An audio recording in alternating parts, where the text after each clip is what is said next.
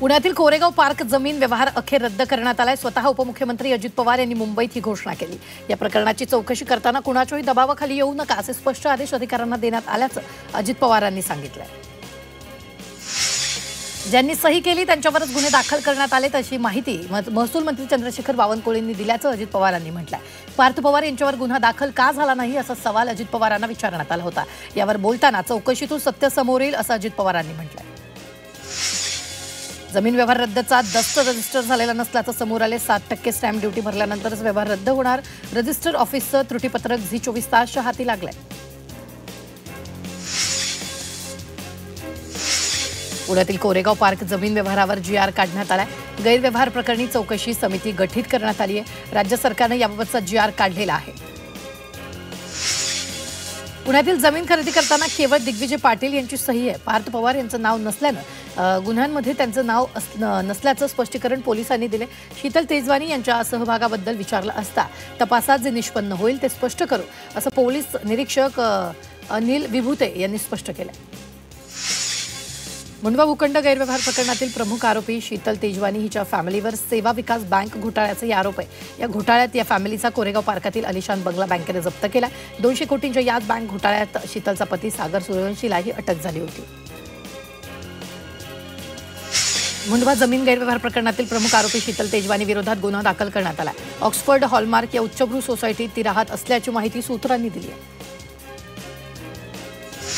छत्रपती शिवाजी महाराजांनी बहाल केलेल्या महारवतन जमिनीकडे ब्रिटिशांनी सुद्धा वाईट नजरेनं पाहिलं नाही। मात्र पवारांनी या जमिनी बळकावला असा आरोप महारवतन परिषदेचे अध्यक्ष मिलिंद गायकवाड यांनी केला। व्यवहार रद्द करत अॅट्रॉसिटीचा गुन्हा दाखल करण्याची मागणी त्यांनी केली आहे। पुण्यामधील कोरेगाव पार्क जमीन प्रकरणी पार्थ पवारांवर अॅट्रॉसिटी अंतर्गत गुन्हा दाखल करण्याची मागणी भीम आर्मीनं केली आहे। घाटकोपरच्या चिरागनगर पोलीस ठाण्यात भीम आर्मीच्या कार्यकर्त्यांकडून तक्रार अर्ज दाखल करण्यात आला। पुण्यातील जमीन गैरव्यवहाराप्रकरणी अजित पवारांचा राजीनामा मागणं योग्य नाही असं विधान जलसंपदा मंत्री राधाकृष्ण विखे पाटलांनी केलेलं आहे। या प्रकरणात मुख्यमंत्र्यांनी चौकशीचा आदेश दिले असून तपासानंतर वस्तुस्थिती समोर येईल असंही विखे पाटलांनी म्हटलं आहे। पुणे जमीन व्यवहार प्रकरणाची चौकशी होणार आहे याबाबत उपमुख्यमंत्री अजित पवारांनी सांगितलं अशी प्रतिक्रिया दत्तात्रय भरणे यांनी दिली आहे। पाहूयात।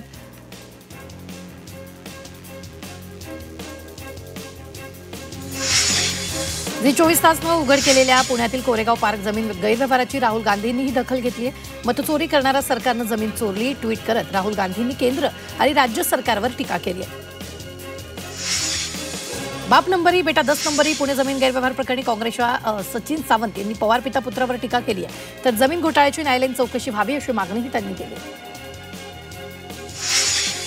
पुण्यातील जमीन घोटाळा प्रकरणात 99% पार्टनर असणाऱ्या पार्थ पवारांवर FIR दाखल का होत नाही असा सवाल काँग्रेसच्या नेत्या यशोमती ठाकूर यांनी उपस्थित केला। या प्रकरणी अजित पवारांनी राजीनामा द्यावा अशी मागणीही त्यांनी केली।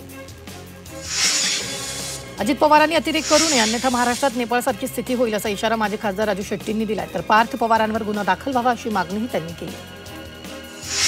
हायकोर्ट शेतकरी विरोधी असल्याचं वक्तव्य करणाऱ्या बच्चू कडूंना हायकोर्टानं चांगलं सुनावले। कडू यांनी हायकोर्टावर निराधार आणि मनमानी आरोप करू नये। त्यांनी आरोप करण्यापूर्वी हायकोर्टाविषयी सखोल अभ्यास करावा असं वरिष्ठ न्यायमूर्ती अनिल किलोर यांनी म्हटलेलं आहे। पालघरच्या जिल्हा नियोजन समितीचा विकास निधी वाटप हा प्रशासन आणि लोकप्रतिनिधी यांची सांगड घालूनच करण्यात येईल असं पालकमंत्री गणेश नाईक यांनी सांगितलं। तसंच निधी वाटपात कोणताही गैरप्रकार झाल्यास सखोल चौकशी करण्याचं आश्वासन त्यांनी दिलेलं आहे।